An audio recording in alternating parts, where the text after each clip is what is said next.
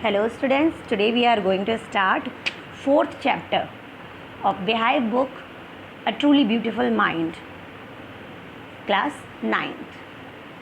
As students, you can read in this slide, name of the chapter is A Truly Beautiful Mind. It is clear that in this chapter it has been described about a mind. There is a description about a mind which is God gifted. एक ऐसे दिमाग, एक ऐसे मस्तिष्क के बारे में हम इस चैप्टर में पढ़ेंगे जो कि गॉड गिफ्टेड था, एक्स्ट्रा ऑर्डिनरी माइंड, जो हम सभी लोगों से अलग हटके था, एक्स्ट्रा ऑर्डिनरी, असाधारण, जिसके अंदर एक कहते हैं कि टैलेंट होना किसी के अंदर और किसी व्यक्ति का बहुत ज़्यादा हार्ड वर्किंग होना, दोनों दो चीज़ें होती हैं। ज़रूरी नहीं है कि अगर कोई व्यक्ति बहुत ज़्यादा हार्ड वर्किंग है तो वो बहुत ज़्यादा माइंडेड भी हो, पर कुछ व्यक्ति ऐसे होते हैं जो इतने माइंडेड होते हैं कि अगर वो थोड़ी देर अगर किसी चीज़ को गौर से देख लें या किसी चीज़ को गौर से पढ़ लें तो वो उसे कभी भूलते नहीं हैं। तो कुछ चीज़ें ऐसी होती हैं जो गॉड गिफ्टेड होती हैं। तो हम इस चैप्टर में एक ऐसे ही गॉड गिफ्टेड माइंड के बारे में पढ़ेंगे। और स्टूडेंट्स, आप सब में से कोई भी ऐसा नहीं होगा जो आइंस्टाइन के बारे में न जानता हो। We will read about Einstein in this chapter. Albert Einstein, who was a great physicist, who was a great scientist. Let us read about him.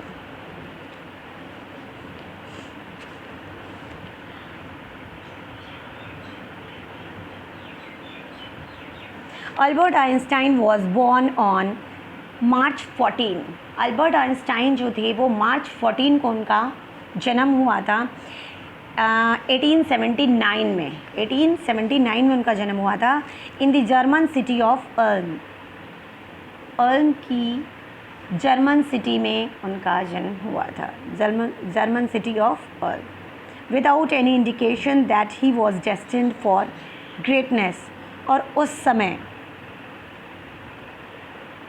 जब वो उल्म शहर में पैदा हुए थे, जब उनका जन्म हुआ था उल्म शहर में, जर्मनी के एक बहुत जाने माने शहर में, उल्म जिसका नाम है, जब उनका जन्म हुआ तो किसी को भी ये नहीं पता था कि ही वॉज डेस्टिन्ड, वो उनका भाग्य जो है वो इतना कुशाग्र है, इतना तेज है। There was no indication, without any indication, कोई इंडिकेशन नहीं था उनके इतने तेज भाग्य का, फॉर ग्रेटनेस, कि उनका जो भाग्य है वो भाग्य महानता से जुड़ा हुआ है। वो ऐसे हैं जो दुनिया को बहुत कुछ देकर जाने वाले हैं।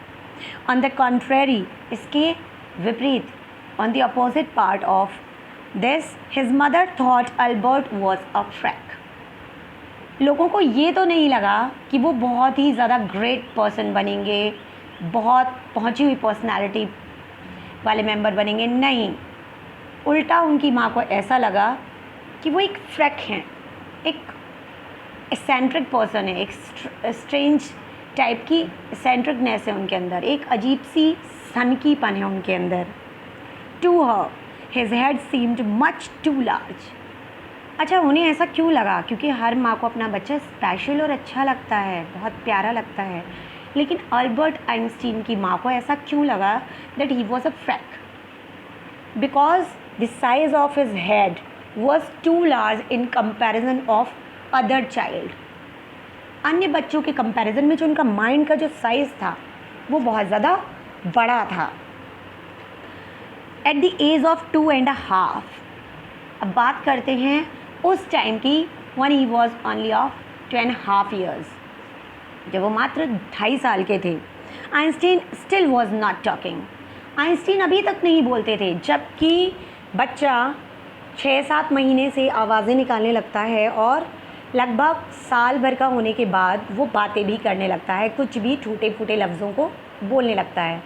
But still he was 2.5 years old and he was not talking to anyone. वो अभी भी किसी से बात नहीं करते थे। When he finally did learn to speak, finally जब उन्होंने लर्न किया, सीखा बोलना, ही अटर्ड एवरीथिंग ट्वाइस। तो उन्होंने क्या पिकुलियर सी हैबिट ली, उन्होंने एक अजीब सी आदत ली। क्या आदत ली? हर एक चीज़ को वो दो दो बार बोलते थे। पानी पानी, खाना खाना, हर एक चीज़ को दो बार। Einstein didn't know what to do with other children. Einstein को नहीं पता था कि वो अन्य बच्चों के साथ क्या करें। मतलब समझ रहे हैं आप?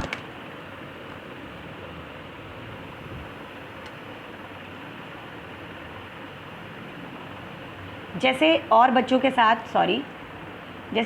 साथ खेलते हैं बच्चे, टाइम स्पेंड करते हैं, but Einstein was totally different. He didn't know what to do with the other children. उनको नहीं पता था कि और बच्चों के साथ उन्हें क्या करना है, उन्हें खेलना है, क्या करना है, उन्हें मतलब समझ में ही नहीं आते थे और बच्चे। देखिए पढ़ते हैं। And his playmates called him brother boring as he didn't know how to treat with other children called him brother boring.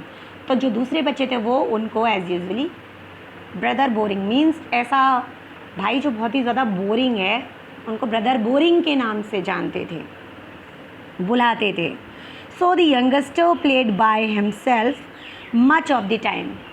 तो इस वजह से, क्योंकि उन्हें नहीं आता था अपने एज के बच्चों के साथ व्यवहार करना, इस वजह से, या कुछ भी आप कह लीजिए, वो अपने आप ही अकेले खेला करते थे, अपना टाइम अकेले ही स्पेंड किया करते थे, खुद ही अपने साथ। मीन्स जैसे कुछ बच्चे होते हैं ना, अपने आप में ही बिज़ी रहते हैं, किसी न किसी उधेड़ बुन में लगे रहते हैं। आइंस्टाइन भी उसी टाइप के बच्चे थे। He specially loved mechanical toys. Specially उन्हें मैकेनिकल टॉयज़ बहुत पसंद थे, मैकेनिकल, यांत्रिक, मशीनी। Looking at his new born sister Maja. अपनी सिस्टर को देखते हुए, अपनी सिस्टर को देखकर whose name was माजा, जिसका नाम माजा था, he is said to have said, उन्होंने क्या कहा, क्या कहना पड़ा उन्हें? Fine but where are her wheels. अच्छी है लेकिन इसके पहिए कहाँ हैं? जब उनकी छोटी बहन माजा हुई थी तो उसे देख के उनका क्या रिएक्शन था कि डॉल तो ठीक है, ये बच्चा जो है वो उसे डॉल समझ रहे थे, ये डॉल तो ठीक है बट इसके पहिए कहाँ हैं? क्योंकि उन्हें मैकेनिकल टॉयज़ पसंद थे। A headmaster once told his father that what Einstein chose as a profession wouldn't matter. एक उनके हेडमास्टर्स में से एक ने उनके पिताजी से, आइंस्टाइन के पिताजी से ये कहा था, जैसे बहुत सारे लोग होते हैं जो प्रोक्लेम करते हैं, भविष्यवाणियाँ करने लगते हैं, अपने आप को बहुत ज़्यादा एक्स्ट्रा ऑर्डिनरी समझते हैं और लोगों को लेकर बड़ी बड़ी बातें बनाने लगते हैं। नहीं, आप और हम किसी के बारे में कुछ नहीं कह सकते हैं, क्योंकि सभी के बारे में उस ऊपर वाले ने कुछ ना कुछ सोच रखा है, उसने कुछ ना कुछ स्पेशल सभी को बना रखा है। हर एक व्यक्ति में कोई ना कोई खासियत ज़रूर होती है, तो किसी के बारे में अपनी राय ना दें, ना बनाएं। उनके एक हेडमास्टर का कहना था, व्हाट आइंस्टाइन चूज़, आइंस्टाइन जो कुछ भी चूज़ करेगा एज अ प्रोफेशन के लिए वुडंट मैटर, कोई मैटर नहीं बनता, because he will never make a success at anything, क्योंकि वो किसी भी चीज़ में सक्सेसफुल नहीं हो पाएंगे। वो कभी भी एक, जिसे कहते हैं कि किसी चीज़ में महारत हासिल करना, वो कभी भी किसी चीज़ में एक्सपर्टाइजेशन नहीं पा सकेंगे। Einstein began learning to play the violin at the age of 6. Einstein 6 years की एज में वायलिन प्ले करने लग गए, उन्होंने वायलिन बजाना सीखा। Because his mother wanted him to, क्योंकि उनकी माँ चाहती थी कि वो वायलिन बजाएं। अक्सर बच्चे जब छोटे होते हैं तो पेरेंट्स क्या करते हैं, बेटा कुछ नहीं करता, ये काम सीख। तो पेरेंट्स का काफ़ी सपोर्ट होता है, काफ़ी योगदान होता है बच्चों की लाइफ में। He later become gifted amateur violinist, maintaining this skill throughout his life। और आप सच मानिए कि वो एक बेहतरीन वायलिनिस्ट, यानी कि उनको बहुत अच्छा वायलिन बजाना आता था। ठीक है, बहुत ही अच्छा वायलिन बजाना वो जानते थे, बहुत अच्छे से वायलिन वो प्ले कर लेते थे।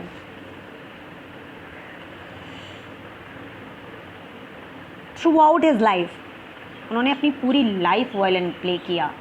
मीन्स एक होता है ना, हमारी हॉबी होती है, तो it was his hobby to play the violin. But Albert Einstein was not a bad people, as his headmaster was told about him, he was not so. जैसा कि उनके हेडमास्टर ने उनके बारे में कहा था, वो वास्तव में वैसे नहीं थे। वो एक बुरे प्यूपल, वो एक बुरे शिष्य बिल्कुल भी नहीं थे। He went to high school in Munich, where Einstein's family had moved when he was 15 months old. He went to high school in Munich. वो हाई स्कूल कहाँ से किया उन्होंने? म्यूनिच में जाते थे, म्यूनिच में हाई स्कूल किया उन्होंने। आइंस्टाइन्स फैमिली हैड मूव्ड, उसी समय आइंस्टाइन की जो फैमिली थी, उनका जो परिवार था, वो चला गया when he was 15 months old, जब वो 15 मंथ्स के थे, जब वो 15 महीने के थे मात्र, तब उनका पूरा परिवार म्यूनिच चला गया था और वहीं से उन्होंने अपना हाई स्कूल किया। And scored good marks in almost every subject, और लगभग हर सब्जेक्ट में आइंस्टाइन ने अच्छा स्कोर किया, अच्छे मार्क्स आए थे उनके।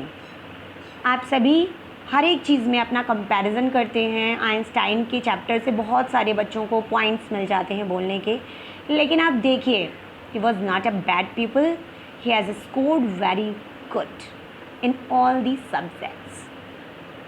Einstein hated the schools regimentation, Einstein को स्कूल के रेजिमेंटेशन से, जो स्कूल में जो डिसिप्लिन का जो रूल्स वगैरह थे, जो रूल्स रेगुलेशंस थे, जो ये होता है कि यहाँ मत जाओ, अभी ये मत पढ़ो, इस पीरियड में आपको यही वाला सब्जेक्ट पढ़ना है, he was against all these things. वो बिल्कुल अपोजिट थे इन सारी चीज़ों से। He hated the school's regimentation and often clashed with his teachers. Often clashed, अक्सर बहसबाजी हो जाया करती थी उनकी टीचर्स के साथ में। देखिए किस चीज़ को लेकर बहसबाजी होती थी उनकी। अगर किसी बच्चे का मन किसी एक सब्जेक्ट में अटक गया, तो सारे टीचर तो उसे अलाउ नहीं करेंगे कि आप वही सब्जेक्ट पढ़ते रहो, because all subjects are important, all are important to learn, to know about it. तो उनकी लड़ाई हो जाया करती थी टीचर्स से इन चीज़ों को लेकर कि जो टीचर्स उन्हें रोक टोक करते थे। At the age of 15, Einstein felt so stifled that he left the school for good. Einstein को इतना ज़्यादा सफोकेटेड एटमॉस्फेयर लगा स्कूल का कि उन्होंने स्कूल को 15 साल की उम्र में छोड़ दिया। अब बच्चे कहेंगे मैडम जी हम क्या करें, जब आइंस्टाइन छोड़ के चले गए स्कूल को तो हम तो फिर भी सिंपल ऑर्डिनरी बालक हैं। देखिए आप ये देखिए that what was the reason behind that.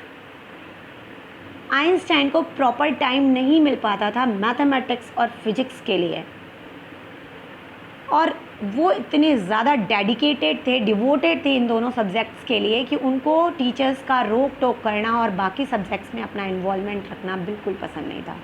That's why he had left school at the age of 15। किसी भी चीज़ की वजह ना जाने तब तक उस चीज़ को जानना व्यर्थ है। The previous year Albert's parents had moved to Milan, और लास्ट ईयर ही जो अल्बर्ट आइंस्टीन के पेरेंट्स थे वो मिलान के लिए गए थे, and left their son with relatives, और अपने बेटे को रिलेटिव्स के साथ, अपने रिश्तेदारों के साथ में छोड़ गए थे टू कंप्लीट हिज स्टडीज़, उसकी पढ़ाई को कंप्लीट करने के लिए। आफ्टर प्रोलॉन्ग्ड डिस्कशन, एक अच्छा खासा लंबा डिस्कशन होने के बाद, Einstein got his wish to continue his education in German speaking Switzerland. आइंस्टाइन ने जाहिर किया कि मैं जर्मन स्पीकिंग स्विट्ज़रलैंड में अपनी एजुकेशन कंप्लीट करूंगा आगे की। उनको ये लगा कि यहाँ पर वो माहौल नहीं है, वो सारी फैसिलिटीज़ प्रोवाइड नहीं है इन स्कूल्स में कि मैं अच्छे से अपनी फ़िज़िक्स और मैथमेटिक्स की रिसर्च को कंप्लीट कर सकूं। That's why in a city which was more liberal than Munich, एक ऐसे शहर में जो म्यूनिच से कहीं ज़्यादा संपन्न हो, उस शहर में जाकर पढ़ाई करने की इच्छा रखी आइंस्टाइन ने। Einstein was highly gifted in mathematics and interested in physics। Einstein जो थे, उनका जो माइंड था वो बहुत ही अच्छे से काम करता था in mathematics and also gifted in physics, और फिज़िक्स में भी वो बहुत ही अच्छे थे। अब देखिए, बच्चों को पसीने छूट जाते हैं मैथमेटिक्स और फिज़िक्स के नाम से, and he was very interested in both of the subjects. And after finishing school, और अपना स्कूल कंप्लीट करने के बाद, he decided to study at a university in Zurich।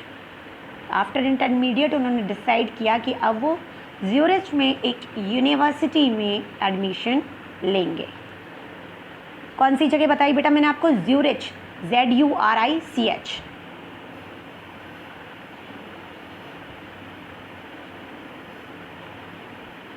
Here you can see Einstein playing violin।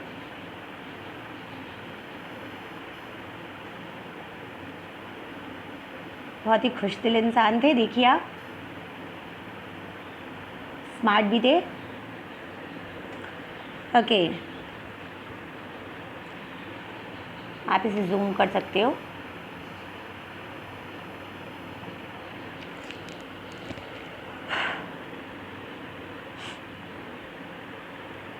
Yes, where we were. So he had decided to study at the university in Zurich। कहाँ पर? Zurich में। But science was not the only thing that appealed to the dashing young man with the walrus mustache। लेकिन यहाँ पर आकर एक change आया, एक हार्मोनल चेंज होता है एज में। एज फैक्टर भी बहुत बड़ी चीज़ होती है। तो यहाँ पर देखिए क्या कह रहे हैं, but this science was not the only thing. लेकिन साइंस ही केवल वो चीज़ नहीं थी that appealed to the dashing young man. इस डैशिंग से यंग मैन, इस शानदार से युवा व्यक्ति के लिए, विद द वॉलरस मुस्टाच, जिसकी बहुत अच्छी खासी गलमुच्छें, बहुत लंबी चौड़ी मूछें थीं, बड़ी बड़ी मूछों वाले इस व्यक्ति के लिए और भी कोई चीज़ थी जो उसे बहुत ज़्यादा इंटरेस्टेड लगी। देखते हैं क्या ऐसी चीज़ थी।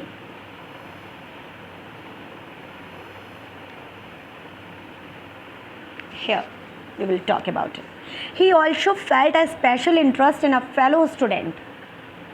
उन्हें यहाँ पर आकर, ज्यूरिच में आकर, ज्यूरिच जो यूनिवर्सिटी में ज्यूरिच में एडमिशन लिया था उन्होंने, तो वहाँ पर जाकर उन्हें ऐसा लगा, ऐसा फील हुआ कि उन्हें अपने एक फेलो, अपने एक क्लासमेट में बहुत ज़्यादा इंटरेस्ट है। मिल्वा मैरिक, उनका नाम था मिल्वा मैरिक, whom he found to be a clever creature। उन्होंने ना तो उनकी सुंदरता पे, ना तो उनकी मुस्कुराहट पे, ना उनकी आइज़ पे, ना उनकी features, face cutting, figure and all, इन सब चीज़ों पर वो इम्प्रेस हुए, बल्कि मिल्वा मैरिक से वो इम्प्रेस हुए क्योंकि उन्होंने पाया कि मिल्वा मैरिक जो हैं बहुत ही ज़्यादा इंटेलिजेंट हैं। She was as clever as Einstein. वो आइंस्टाइन की तरह बहुत ही चालाक और तेज़ थी। She was also a very genius personality, वो भी जीनियस बंदी थी। This young Serb had come to Switzerland because the university in Zurich was one of the few in Europe where women could get degrees। जो हमारी Mileva Maric थी, as you can see in the slide, ये एक Serbia से belong करती थी और Serbia से ये स्विट्ज़रलैंड इसलिए आई थी क्योंकि कुछ एक स्कूल ही थे जहाँ पर वमेन कैन गेट एजुकेशन, महिलाओं को भी शिक्षा मिल सकती थी। मीन्स कोएड स्कूल बहुत कम थे, वमेन के लिए बहुत कम स्कूल्स थे, that's why she has joined that university. Einstein saw in her an ally against the Philistines, those people in his family and at the university with whom he was constantly at odds. वही Einstein जो लोगों को समझ नहीं पाते थे, जिन्हें लोग समझ नहीं पाते थे, जिनका हाल ही कोई एली मीन्स साथी, फ्रेंड, मित्र नहीं बन पाता था, जब मिलवा से मिलते हैं तो उन्हें ऐसा लगता है कि मिलवा में ऐसा कुछ खास है जिससे उन्हें ऐसा लगता है कि वो उनकी फ्रेंड बनने लायक हैं। देखिए, फिलिस्टाइंस जो हैं मीन्स वो लोग हैं जो आर्ट एंड क्राफ्ट में इंटरेस्टेड होते हैं, म्यूज़िक में इंटरेस्टेड होते हैं, ठीक है ना। तो जो लोग म्यूज़िक वगैरह में इंटरेस्टेड होते हैं, हमारे आइंस्टाइन की समझ से वो लोग तो बाहर थे। देखिए यहाँ पर आपको वर्ड मीनिंग दिया हुआ है, a word use to disapprovingly to talk about people who do not like art, literature और म्यूज़िक। ऐसे लोगों के लिए ये वर्ड यूज़ हो रहा है जो नहीं पसंद करते आर्ट, म्यूज़िक और लिटरेचर। तो उन लोगों में सभी में अलग हट के उन्होंने पाया मिलवा मेरिक को। The couple fail in love, और ये कपल जो था दे फेल इन लव, उन दोनों को ही एक दूसरे का साथ अच्छा लगा। Letters survive in which they put their affection into words. जब वो दोनों एक दूसरे को लेटर्स लिखा करते थे तो उनमें वो अपना अफेक्शन, अपना स्नेह कैसे जाहिर किया करते थे, आप देखिए, बहुत ही डिफरेंट वे था of expressing there views. Mixing science with tenderness, बहुत ही पोलाइटनेस के साथ, बड़ी सिंपली सॉफ्टली वो अपने वर्ड्स को साइंस के साथ मिक्सअप करके अपने लव लेटर्स लिखा करते थे। रोट आइंस्टाइन लिखते हैं, how happy and proud I shall be when we both have brought our work on relativity to a victorious conclusion। कितना प्राउड में फील करता था, कितना अच्छा लगता था मुझे जब हम दोनों किसी प्रोजेक्ट पर काम करते थे और एक साथ हमें जीत हासिल होती थी, विक्टोरियस कंक्लूज़न। हम ऐसे निष्कर्ष पे पहुंचते थे जिसमें हम विजयी होते थे। तो किसी का साथ अच्छा लगना क्यों? क्योंकि आप दोनों एक से हैं, एक बहुत ही डिफरेंट बात है। ये नहीं कि आपने देखा, अरे आप किसी के जाने पे, चलने पे, आने पे, आप किसी की हैबिट्स पे, नहीं, it was all the kind of short attraction. ये एक शॉर्ट अट्रैक्शन होता है बहुत ही कम टाइम पीरियड के लिए। लेकिन देखिए, अगर हमें लगता है कि जैसे हम हैं वैसा ही कोई और बंदा है, मीन्स इतना इंटरेस्ट मुझे फ़िज़िक्स और साइंस में, इतना ही इंटरेस्ट उसे भी है, तो वहाँ पर एक लाइकिंग कॉमन सी बात है। वहाँ बंदों का आपस में एक दूसरे को लाइक करना जायज़ है। एक पढ़ने वाला बच्चा एक पढ़ने वाले बच्चे को ही लाइक कर सकता है। देखिए, आप जो पढ़ने वाले बच्चे होंगे वो पढ़ने वाले बच्चों के साथ ही मिलेंगे आपको mostly. In 1900 at the age of 21, अब 1900 में आई थिंक 1879 में इनका जन्म हुआ था। Yes, I was right. और 1900 में when he was of 21 years old, Albert Einstein was a university graduate and unemployed. Albert Einstein ने अपनी ग्रेजुएशन तो कंप्लीट कर ली, but still he was unemployed, अभी भी वो बेरोज़गार थे। इतना टैलेंटेड बंदा 21 साल की उम्र में अनएम्प्लॉयड है। तो आप कभी भी बेरोज़गार हो जाएं या आपके पास कोई ऐसी चीज़ ना हो जो, मान लीजिए, अच्छी जॉब नहीं है, बहुत आपने एजुकेशन में बहुत अच्छा लेवल नहीं हासिल किया है तो आपको वहाँ पर हार नहीं माननी चाहिए। आपको हमेशा अपने भाग्य के साथ लड़ते रहना चाहिए, हमेशा आपको मेहनत करनी चाहिए, हमेशा आपको अपनी हिम्मत बनाए रखनी चाहिए। देखिए आइंस्टाइन ने अब अपने आप को प्रूव करना शुरू किया है।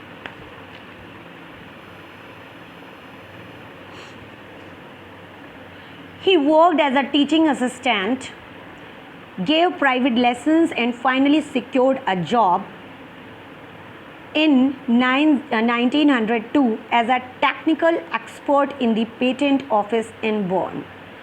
उन्होंने एक असिस्टेंट टीचिंग की, यानी कि एक हेल्पर का काम किया।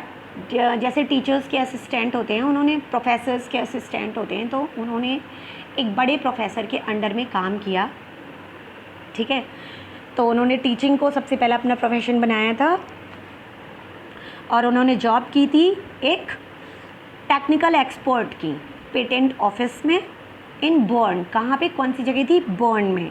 टेक्नीशियन की जॉब की, मींस वो जो लोग काम करते थे उनके अंडर में वो उन्होंने जॉब की। क्यों? क्योंकि आपने देखा होगा कि आप जैसे एक डॉक्टर के साथ एक कंपाउंडर रहता है तो वो भी काफ़ी चीज़ें सीख जाता है डॉक्टर से, है ना। इन द सेम वे आप देखिए कि अगर आप किसी ऐसे बंदे के साथ में काम कर रहे हैं जो कि टेक्नीशियन है, तो आप भी बहुत सारी चीज़ों को समझ सकते हैं, जान सकते हैं। तो उन्होंने भी एज अ टेक्नीशियन उन्होंने भी वर्क किया। And finally secured a job in 1902, यानी कि 2 साल में उन्हें एक अच्छी जॉब भी मिल गई। While he was suppose to be assessing other people's invention, जब लोग ये सोच रहे थे कि वो असेस कर रहे हैं, वो हेल्प कर रहे हैं लोगों की इन्वेंशन, आविष्कार करने में, लोगों को क्या लगता है ये तो हेल्पर है, ये तो असिस्टेंट है, ये तो हेल्प कर रहा है लोगों की। लेकिन उस समय क्या था? Einstein was actually developing his own ideas in secret. Einstein अपने आइडियाज़ को डेवलप कर रहे होते थे गुप्त रूप से। अब यहाँ क्या होता है हम लोगों की लाइफ में, हम लोग अगर एक छोटा सा भी कोई काम कर देते हैं ना तो हम लोग उसको गाने लगते हैं, लेकिन एक्चुअलिटी क्या होती है, जो जीनियस बंदे होते हैं ना वो अपने कामों को बहुत कम हाईलाइट करते हैं। फाइनली जब वो सक्सेसफुल हो जाते हैं तब उनका नाम अपने आप सबके सामने आ जाता है। आप अपने आप को प्रूव करने की कोशिश ना करें, आप अपने काम को मन लगा कर करें, आपको लोग यूं ही जान जाएंगे। ठीक है, तो कभी भी अपने आप को शो ऑफ मत करें, अपने टैलेंट को सामने लाएं, ना कि उसका हर समय प्रचार करें, अरे मैं बहुत अच्छा हूँ, मैं इस चीज़ में बहुत अच्छा हूँ। जब आप कभी भी मौका पड़ेगा और अपने टैलेंट को दिखाओगे तो लोग वैसे ही जान जाएंगे और आपको अप्रिशिएट करेंगे। तो देखिए, जब लोग समझते थे कि वो हेल्प कर रहे हैं इन्वेंशंस में, तब वो अपने ही इन्वेंशंस में बिजी होते थे। He is said to have jokingly called his desk drawer at the work the bureau of theoretical physics. मजाक में लोग उनकी डेस्क को, जो उनकी डेस्क हुआ करती थी, जो उनको एक ड्रॉर मिला हुआ था, उसको लोग ब्यूरो ऑफ थियोरेटिकल फिजिक्स कहते थे, क्योंकि वहाँ पर कितना भी वो छुपाएं लेकिन ये तो दिख ही जाता है कि वो किसी उधेड़ बुन में लगे रहते हैं, कोई ना कोई प्रोजेक्ट तैयार करने में वो लगे रहते हैं। तो ये क्वेश्चन बनता है कि जो आइंस्टाइन की डेस्क ड्रॉर थी उसको लोग क्या कहते थे? They called that bureau of theoretical physics. One of the famous paper of 1905 was Einstein's special theory of relativity। 1900 में ग्रेजुएट हुए हैं, 1902 में उन्होंने एक टेक्नीशियन की जॉब की है और 1905 की बात चल रही है। अब एक सेकेंड, मैं आपका स्लाइड चेंज कर देती हूँ। यस, नाउ तो कह रहे हैं 1905 में जो special Einstein special theory of relativity, Einstein के जो स्पेशल पत्र थे, जो पेपर्स थे, उनमें थ्योरी ऑफ रिलेटिविटी उन्होंने प्रूव करी और उन्होंने उस समय अपना एक प्रिंसिपल दिया जिसका नाम था थ्योरी ऑफ रिलेटिविटी। बहुत ही फेमस है फिजिक्स में थ्योरी ऑफ रिलेटिविटी, ठीक है। According to which time and distance are not absolute, और उसके अकॉर्डिंग जो टाइम और डिस्टेंस होते हैं वो कभी भी एब्सोल्यूट परफेक्ट नहीं होते हैं, कभी भी एक साथ नहीं मेज़र किया जा सकता इन दोनों को।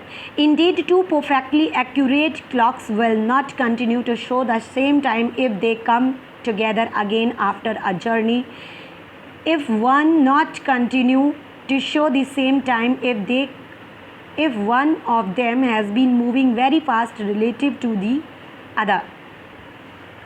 उनका कहना था कि अगर एक साथ आप दो घड़ियों को भी चला रहे हैं तो वो भी एक सेम डिस्टेंस कवर करने में सेम टाइम नहीं लेती हैं, ठीक है। यानी कि अगर उनमें से एक घड़ी दूसरे के कंपैरिजन में ज़्यादा तेज़ चल रही है, तो अब इसको तो आप कंपेयर कर सकते हो, एक घड़ी ठीक से चल रही हो और एक का सेल वीक हो गया हो तो वो आपको कम टाइम शो करेगी, है ना, क्योंकि वो उसका सेल वीक हो गया है, वो टाइम ज़्यादा ले रही है डिस्टेंस को कवर करने में। ये तो बिल्कुल ठीक है। From this followed the world's most famous formula which is described the relationship between mass and energy. और इसी थ्योरी पे बेस्ड एक और फार्मूला जो है आगे चलकर डिस्क्राइब किया गया, which describe the relation between mass and energy.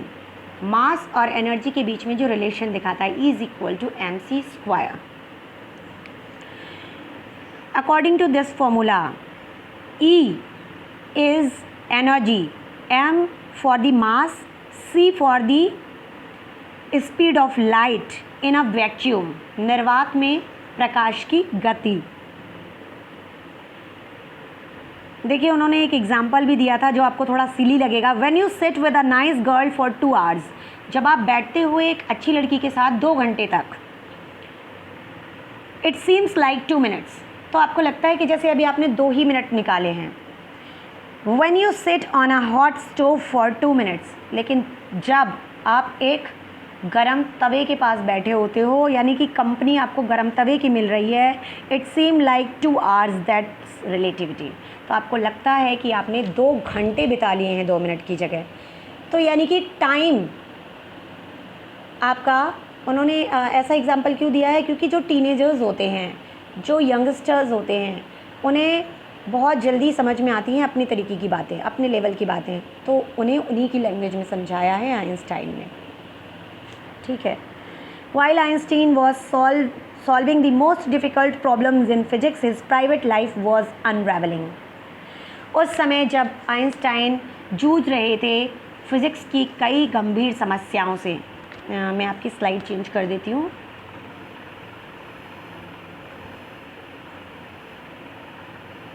You can see Einstein, how smart he was in this slide.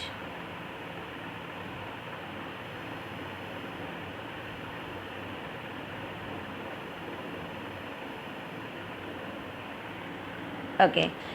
अब जब वो अपने फ़िज़िक्स की कुछ इन्वेंशंस में लग रहे थे, जब वो अपने कुछ कामों में लग रहे थे, उसी समय उनकी जो पर्सनल लाइफ थी वो भी काफ़ी डिस्टर्ब्ड हो गई थी, स्टार्टिंग टू फॉल, यानी कि उसमें भी काफ़ी उतार चढ़ाव आने शुरू हो गए थे। देखते हैं। Albert had wanted to marry Mileva right after finishing his studies. Albert Einstein जो थे वो मेलवा मेरिक से अपना ग्रेजुएशन कंप्लीट करने के बाद ही शादी कर लेना चाहते थे, but his mother was against it, लेकिन उनकी माँ इस चीज़ के खिलाफ थी। She thought Mileva who was 3 years older than her son, उनका मानना था, आइंस्टाइन की माँ का मानना था that Mileva Maric was too older than Einstein. Mileva Maric जो हैं काफ़ी बड़ी हैं, क्योंकि वो 3 साल बड़ी थी आइंस्टाइन से। Was too old for him, ज़्यादा बड़ी हैं आइंस्टाइन के लिए, ऐसा आइंस्टाइन की माँ का मानना था। इसलिए आइंस्टाइन की माँ ने शादी की अपोज किया, इस शादी का विरोध किया। She was also bothered by Mileva's intelligence, और यही एक वजह नहीं थी, दूसरी वजह ये भी थी कि वो मिल्वा की इंटेलिजेंस से, उनकी बुद्धिमत्ता से बहुत ज़्यादा परेशान थी। वो ये सोचती थी अगर दोनों ही इतने बुद्धिमान होंगे, दोनों ही एक तरीके के होंगे, तो इनकी लाइफ बहुत ही बेकार हो जाएगी, क्योंकि दोनों में से कोई भी किसी भी मैटर पर एक दूसरे को कन्विंस नहीं कर पाएगा, क्योंकि दोनों ही अपनी जगह पर बहुत ज़्यादा ब्रिलियंट हैं। और अगर दोनों ही ऑफिशियल जॉब में लगे रहेंगे तो who will look after the family, who will look after the child. She is a book like you. तो आइंस्टाइन की माँ ने मिल्वा मेरिक के लिए क्या कहा था कि मिल्वा मेरिक तुम्हारी तरह एक किताब है, और घर चलाने के लिए एक किताब काफ़ी नहीं होती। Einstein put the wedding of. Einstein ने अपनी शादी थोड़े दिनों के लिए पोस्टपोन कर दी, विचार छोड़ा नहीं उन्होंने। The pair finally married in January 1903 after getting the job of technician. They got married, उन्होंने शादी कर ली 1903 में। एंड हैड 2 सन्स, और कुछ समय बाद ही उन्हें 2 बेटे भी हुए। But a few years later the marriage faltered, लेकिन कुछ ही समय बाद उनकी जो शादी थी फाल्टर्ड, कमज़ोर हो गई, बिकेम वीक, कमज़ोर पड़ गई, as his mother said already. Mileva meanwhile was losing her intellectual ambition and becoming an unhappy housewife. Mileva Maric को क्योंकि शादी के बाद अपना जो एक हाउसवाइफ का रोल था वो पूरा करना पड़ रहा था, तो उन्होंने जो अपना इंटेलेक्चुअल एक एम्बिशन था, एक उनका टारगेट था, वो उनको खोता हुआ दिखाई दे रहा था, और इसीलिए वो एक अनहैप्पी हाउसवाइफ बन के रह गई थी, नाखुश गृहिणी। After years of constant fighting, कई सालों तक इसी तरह नोक झोंक चलती रही उनके बीच में, द कपल फाइनली डाइवोर्स्ड इन 1919। 1903 में इनकी मैरिज हुई है, and after 16 years in 1919 they got divorced, उन्होंने डिवोर्स ले लिया। Einstein married his cousin Elsa the same year, और उसी साल आइंस्टाइन ने अपनी चचेरी बहन एल्जा से शादी कर ली। अब आप कहेंगे कज़न, देखिए हमारे यहाँ का कल्चर डिफरेंट है फॉरेन कल्चर से, ठीक है, तो we can't say anything about it. Einstein's new personal chapter coincided with his rise to the world fame। और देखिए जो मैं आपकी स्लाइड चेंज करती हूँ,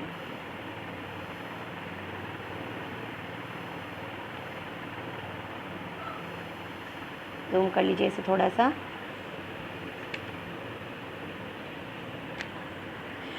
हाँ, तो आइंस्टाइन का जो पर्सनल चैप्टर था, उनका जो निजी अध्याय था, अपनी पर्सनल लाइफ का जो चैप्टर था, coincided with his rise to the world fame, वो बिल्कुल उनकी वर्ल्ड फेम के अकॉर्डिंग ही था, ठीक है, उसी तरह से आगे बढ़ रहा था। इन 1915 जब उनका डिवोर्स नहीं हुआ था, उस समय की बात है, he had published his general theory of relativity, उन्होंने अपनी रिलेटिविटी की थ्योरी जो है पब्लिश करी थी, प्रकाशित करी थी, लोगों के नॉलेज में अपनी बात डाली थी। Which provided a new interpretation of gravity, जिसने कि ग्रेविटी, गुरुत्वाकर्षण को एक नई इंटरप्रिटेशन, एक नई व्याख्या दी थी।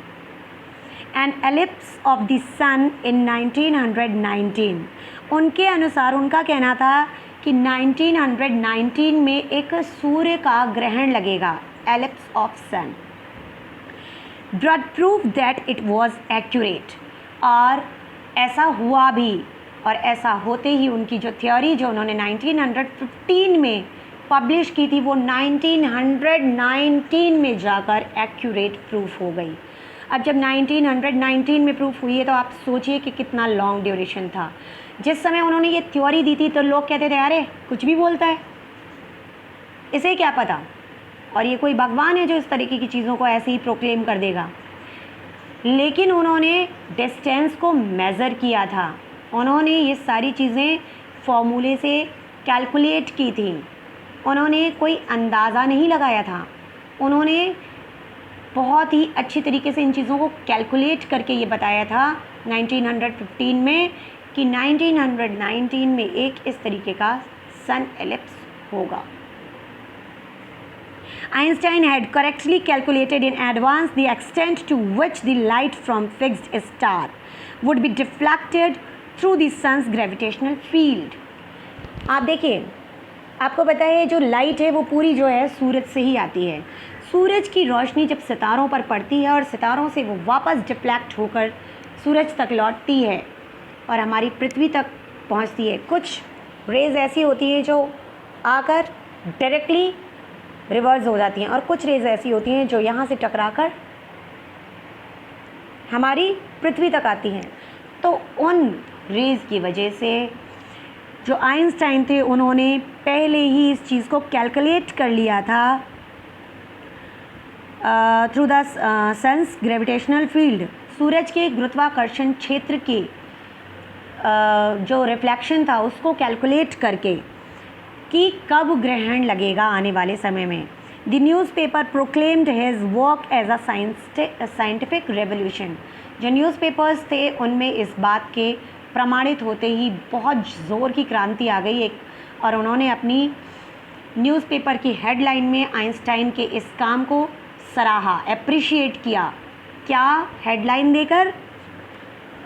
आ साइंटिफिक रेवोल्यूशन, एक क्या कहते हैं, वैज्ञानिक चमत्कार, एक वैज्ञानिक क्रांति, रिवोल्यूशन, क्रांति। Einstein received the Nobel prize for physics in 1921। 1919 में प्रूफ हुआ है उनका ये सन एलिप्स करेक्टली, और इसके अलावा 1921 में उन्हें नोबेल प्राइज़ मिला है in physics. He was showered with honors and invitations from all over the world and lauded by the press. वो चारों तरफ से उन पे बौछार सी, बारिश सी हो गई सम्मान की, पुरस्कारों की, और इतने ज़्यादा फेमस हो गए आइंस्टाइन कि उन्होंने कभी भी फिर पीछे मुड़कर नहीं देखा। जगह जगह से उन्हें इन्विटेशंस आते थे, इतने ज़्यादा पॉपुलर हो गए वो। when the Nazis came to the power in Germany in 1933, जब नाज़ियों का, नाज़ीवादी जो थे उनका जब जर्मनी में शासन हुआ, जब वो सत्ता में आए 1933 में, Einstein immigrated to the US। Einstein immigrate हो गए, यूनाइटेड स्टेट्स में शिफ्ट हो गए। 5 years later, 5 साल बाद, the discovery of nuclear fission in Berlin had American physicist in an अप्रोर। और 5 साल बाद ही एक बहुत बड़ा हंगामा हुआ। 5 साल बाद ही बर्लिन में, कौन सी जगह है? बर्लिन में न्यूक्लियर फिजन यानी कि नाभिकीय संलयन की खोज हो गई। अमेरिका के फिजिसिस्ट के, अमेरिका के जो फिजिसिस्ट थे वे बहुत ज़्यादा परेशान हो गए नाभिकीय संलयन की खोज से, क्योंकि नाभिकीय संलयन, न्यूक्लियर फिजन एक ऐसी चीज़ है जो जितनी ज़्यादा बेनिफिशियल है उतनी ही ज़्यादा डिज़ास्ट्रस भी है। तो आपको पता है जो इंटेलिजेंट लोग होते हैं ना तो वो हमेशा अच्छे होते हैं और ना वो हमेशा बुरे होते हैं। तो जो अच्छे लोग थे वो बहुत ज़्यादा डर गए इस चीज़ को देखकर कि अगर लोगों ने इसका कोई गलत यूज़ कर लिया, कोई गलत दुरुपयोग कर लिया तो क्या होगा, दुनिया पे बहुत बड़ा संकट आ सकता है। Many of them had fled from fascism, और उनमें से बहुत सारे लोग फैसिज्म से, फाजीवाद से भाग गए। जस्ट एज आइंस्टाइन हैड, बिल्कुल उसी तरह जैसे कि आइंस्टाइन उन सारी चीज़ों से दूर हो गए थे। And now they were afraid the Nazis could built and use an atomic bomb, और अब उन लोगों को एक खतरा और भी हो गया था कि नाजीज़ इस न्यूक्लियर फिज़न का फ़ायदा उठा सकते हैं और इसका फ़ायदा उठाकर वो दुनिया को तहस नहस कर सकते हैं, क्योंकि नाजीज़ का उस समय केवल एक ही मोटो था, दूसरों की ज़मीन पर कब्ज़ा करना, दूसरों के देश पर कब्ज़ा करना। At the urging of a colleague, अपने एक कलीग की अपील पर, अपने एक कलीग की प्रार्थना पर, Einstein wrote a letter to the American president, उन्होंने अमेरिका के प्रेसिडेंट को एक लेटर लिखा। Franklin D Roosevelt, name of the president of America was Franklin D Roosevelt. On August 2, 1939 2 अगस्त की बात है, इन विच ही वार्नड, जिस लेटर में उन्होंने एक वार्निंग दी, एक चेतावनी दी थी फ्रैंकलिन डी रूजवेल्ट के लिए। ध्यान से समझिएगा, जो अमेरिकन फिजिसिस्ट हैं वो परेशान हो गए थे इस चीज़ को लेकर कि न्यूक्लियर फिज़न जो है बहुत ही डिज़ास्ट्रस हो सकता है, और उस समय सेकेंड वर्ल्ड वॉर चल रहा था, तो उन लोगों को ये लगा ऐसा ना हो कि सेकेंड वर्ल्ड वॉर में इसे एज अ वेपन यूज़ कर लिया जाए। तो उन लोगों का ये फ़र्ज़ था कि वो अपने अपने क्षेत्र के, अपने फील्ड के जो भी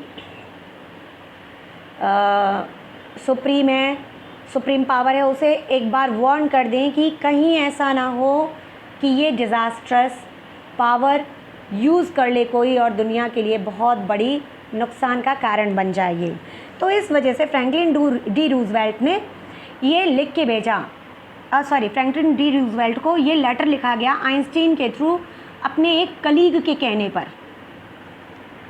जिसमें उन्होंने अच्छे से साफ साफ कह दिया था, a single bomb of this type, अगर न्यूक्लियर फिज़न पर बेस्ड एक बॉम्ब, छोटा सा बॉम्ब तैयार किया जाता है, एक अकेला bomb, exploded in a port might very well destroy the whole port together with the some of the surrounding territory. तो वो एक छोटा सा बम अगर उसको पोर्ट पर, बंदरगाह पर भी आप एक्सप्लोडेड, वो फटता है, उसको फोड़ा जाता है, तो वो अपने आसपास के पूरे बंदरगाह और सारे क्षेत्र को तबाह कर देगा, नष्ट कर देगा। His words did not fail to have an effect. उनके शब्दों का प्रभाव निरर्थक नहीं गया, उनके शब्दों का प्रभाव हुआ, पर फ्रैंकलिन डी रूजवेल्ट ने इसको निगेटिविटी के लिए इस्तेमाल किया। कहाँ तो हमारे साइंटिस्ट ने उन्हें वार्न किया था, कहाँ उन्होंने इसका दुरुपयोग खुद किया। The Americans developed the atomic bomb, American ने सीक्रेटली, गुप्त रूप से एटॉमिक बॉम्ब तैयार किया। In a secret project of their own, एक गुप्त रहस्यमयी प्रोजेक्ट के रूप में, and dropped it on the Japanese cities of Hiroshima and Nagasaki in August 1945। और 1945 में उन्होंने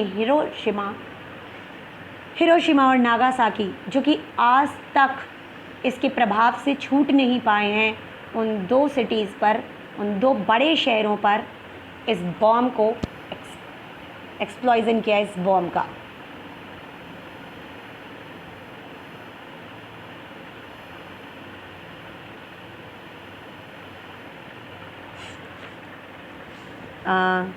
आपको पता है कैसे डेवलप किया गया था ये? बहुत सारे साइंटिस्ट को उनकी फैमिली के समेत किडनैप कर लिया गया था और एक बड़ी सी बिल्डिंग में उन्हें रख कर ये झूठी अफवाह फैलाई गई थी कि वो लोग कोई कंपनी के वर्कर्स हैं, और वहाँ पर एक तरफ तो कंपनी होती थी, कंपनी चलती थी, और जहाँ दूसरी तरफ सीक्रेटली एक केबिन होता था, एक केबिन में सीक्रेटली ये प्रोजेक्ट जो था वो डेवलप किया जा रहा था, इस प्रोजेक्ट पर काम किया जा रहा था, और उनकी वाइफ और बच्चों को वहाँ पर रखा गया था, जिसकी वजह से वो इस बात को किसी से भी शेयर ना कर सकें, उनको ब्लैकमेल किया गया था। Einstein was deeply shaken by the extent of the destruction. Einstein इस बात से बहुत ज़्यादा उनको गहरा आघात हुआ, बहुत ज़्यादा सदमा पहुंचा उन्हें कि मैंने वार्न किया था उन्हें और उन्होंने उसी चीज़ का यूज़ कर लिया। This time he wrote a public missive to the United Nation, और इस बार उन्होंने जनता के हित में एक और पत्र लिखा है, यूनाइटेड नेशंस को, यूएन को लिखा है। इस बार यूएस को नहीं, यूएन को लिखा है उन्होंने। In it he proposed the formation of a world government. ध्यान रखिएगा, यूएन को लिखा है उन्होंने वो लेटर। उन्होंने 2 लेटर लिखे हैं, एक लिखा है अपनी कलीग के अर्ज करने पर और दूसरा लिखा है उन्होंने डीपली शेकन होने पर, बहुत ज़्यादा गहरा आघात पहुंचने पर। एक बॉम्ब ब्लास्ट से पहले लिखा गया है, एक बॉम्ब ब्लास्ट के बाद में लिखा गया है। एक अमेरिका के प्रेसिडेंट को लिखा गया है और दूसरा यूएन को लिखा गया है। अब आप क्या कहेंगे कि यूएन क्या है? यूएन एक ऐसी संस्था है जो बड़े बड़े डिसीजंस लेती है वर्ल्ड लेवल पर, ठीक है। तो यहाँ पर क्या किया गया, this time he wrote a public missive to the UN. UN को एक पब्लिक मिसिव लिखा गया। इन इट ही प्रपोज्ड, और इसमें उन्होंने ऑफ़र किया, एक प्रपोज़ल दिया, एक प्रस्ताव रखा, the formation of a world government, कि एक वर्ल्ड गवर्नमेंट होनी चाहिए। एक वर्ल्ड, आज आप जो देख रहे हैं कि इस तरीके से एटॉमिक बॉम्ब ब्लास्ट नहीं हो रहे हैं, वो आइंस्टाइन की ही देन है। उन्होंने वर्ल्ड गवर्नमेंट के फॉर्मेशन की सलाह दी थी कि एक ऐसी सुप्रीम गवर्नमेंट होनी चाहिए जो केवल और केवल देशों पर ही, मतलब केवल एक पर्टिकुलर देश की नहीं हो, बल्कि सभी देशों के ऊपर काम करे और उसका जो डिसीज़न हो वो सभी को मानना पड़े। जैसे देखिए, अब हमारे देश को किसी चीज़ में फ़ायदा दिख रहा है और दूसरे देश का कितना भी नुकसान हो रहा है, अगर हम उस काम को करते हैं तो ये ह्यूमैनिटी के ख़िलाफ़ है, ह्यूमनिज़्म के ख़िलाफ़ है। और आइंस्टाइन ने यही बात कही कि एक ऐसी गवर्नमेंट होनी चाहिए, एक ऐसी वर्ल्ड गवर्नमेंट होनी चाहिए जो ह्यूमैनिटी को ध्यान में रख के बनाई जाए, जो कभी भी ये ना देखे कि पर्टिकुलर कंट्री का किस चीज़ में फ़ायदा है। वो कभी भी किसी भी कंट्री को इस तरीके की कामों के लिए अलाउ ना करे। Unlike the letter of Roosevelt, this one made no impact. Roosevelt को जो लेटर लिखा गया था, उस तरीके से रूजवेल्ट को लेटर लिखा गया था, उसका प्रभाव तो पड़ा, लेकिन इसका प्रभाव नहीं पड़ा, क्योंकि अच्छी चीज़ें होती हैं ना, वो अपना असर बहुत समय में दिखाती हैं और बुराई का असर आप तुरंत देख सकते हैं। But over the next decade, लेकिन अगले ही दशक में, डिकेड दशक, Einstein got ever more involve in politics. Einstein को ये चीज़ समझ में आ गई थी कि अगर मैं महज एक साइंटिस्ट बना रहूँगा तो मैं दुनिया के लिए कुछ नहीं कर पाऊँगा, अपनी दुनिया को बचा नहीं पाऊँगा। अपनी दुनिया को बहुत कुछ दे सकता हूँ, बहुत कुछ इनके लिए कर सकता हूँ, बना सकता हूँ, लेकिन कभी भी इन लोगों को ये समझा नहीं सकता कि आपको क्या करना है क्या नहीं। That's why he has become a politician. वो एक पॉलिटिशियन बन गए। इसलिए Einstein got ever more involve in politics, agitating for an end to arms buildup and using his popularity to campaign for peace and democracy. और उन्होंने politics में आने के बाद अपनी फेम का, अपनी पॉपुलैरिटी का क्या यूज़ किया, अपनी पॉपुलैरिटी का यूज़ करके वो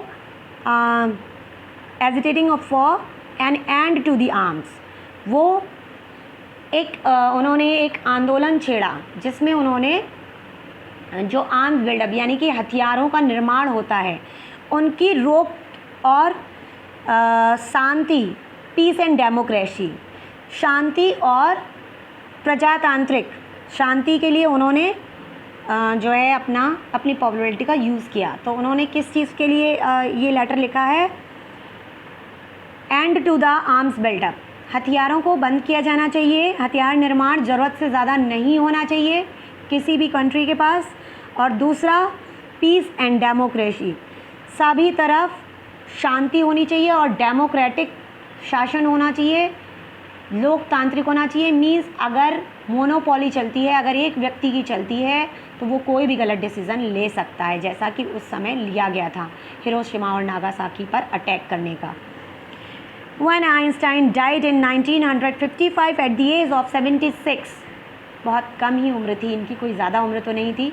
76 की एज में आइंस्टाइन जो है गॉट डाइड, मर गए, हमारे बीच में नहीं रहे। He was celebrated as a visionary and world citizen as much as a scientific genius. लोगों ने उनकी मौत पर ना कि केवल उनको एक साइंटिस्ट की तरह याद किया, बल्कि उनको एक वर्ल्ड सिटीज़न, सारी दुनिया के लोगों ने उन्हें वर्ल्ड सिटीज़न माना, सभी ने उनका सम्मान किया। और एज आ साइंटिफिक जीनियस, उसके साथ साथ उनकी बुद्धि और कौशल का भी लोगों ने बहुत सम्मान किया।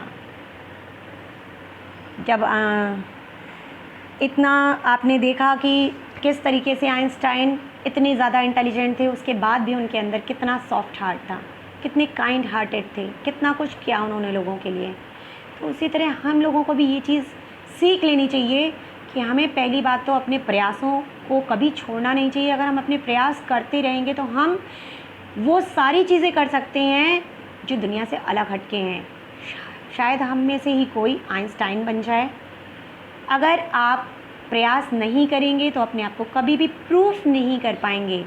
अपने आप को दिखाइए मत, जताइए मत, बल्कि ऐसे काम करिए कि आप खुद ब खुद आइंस्टाइन की तरह फेमस हो जाएं। तो बेटा, आइंस्टाइन ने जिस तरह से अपनी पढ़ाई की लगन कभी ख़त्म नहीं करी, देश दुनिया के लिए हमेशा अच्छा सोचा, उसी तरह हमें भी इस चैप्टर से यही सीख मिलती है कि हम कितने भी अच्छे, कितने भी बड़े क्यों ना हो जाएं, हमें हमेशा अपने साथ साथ दूसरों के बारे में भी सोचते रहना चाहिए। Thank you guys. Thanks for watching the videos. Don't forget to like and share and subscribe my video.